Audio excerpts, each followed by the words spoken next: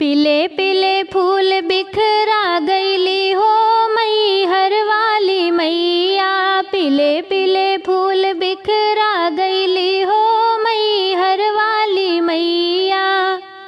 मैया दुआरे एक अंधा पुकारे, मैया दुआरे एक अंधा पुकारे।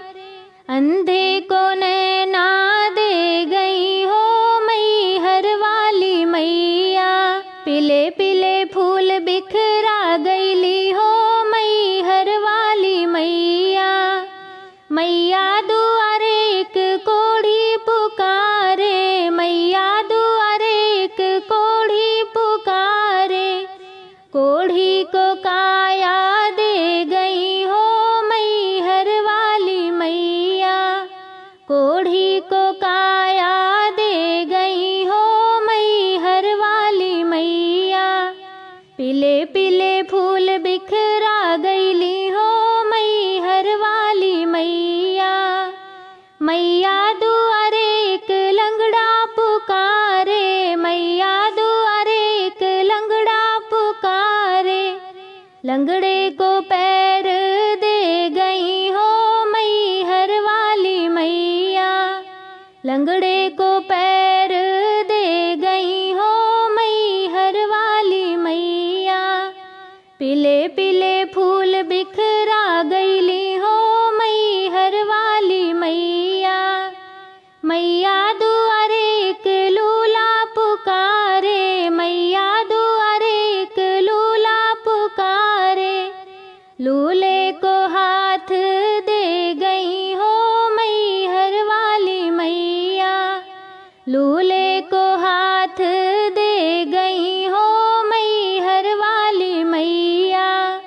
पीले पीले फूल बिखरा गईली हो मैहर वाली मैया। मैया दुआरे एक बालक पुकारे, मैया दुआरे एक बालक पुकारे। बालक को विद्या दे गई हो मैहर वाली मैया।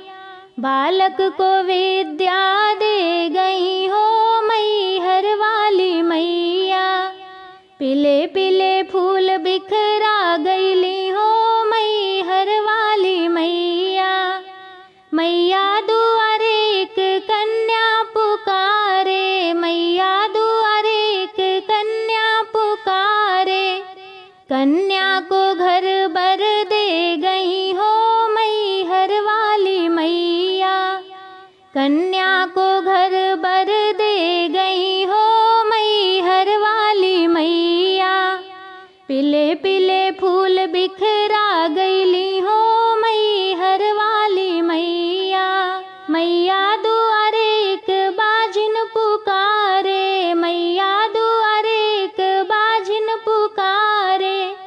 बाजिन को लालन दे गई हो मैहर वाली मैया। बाजिन को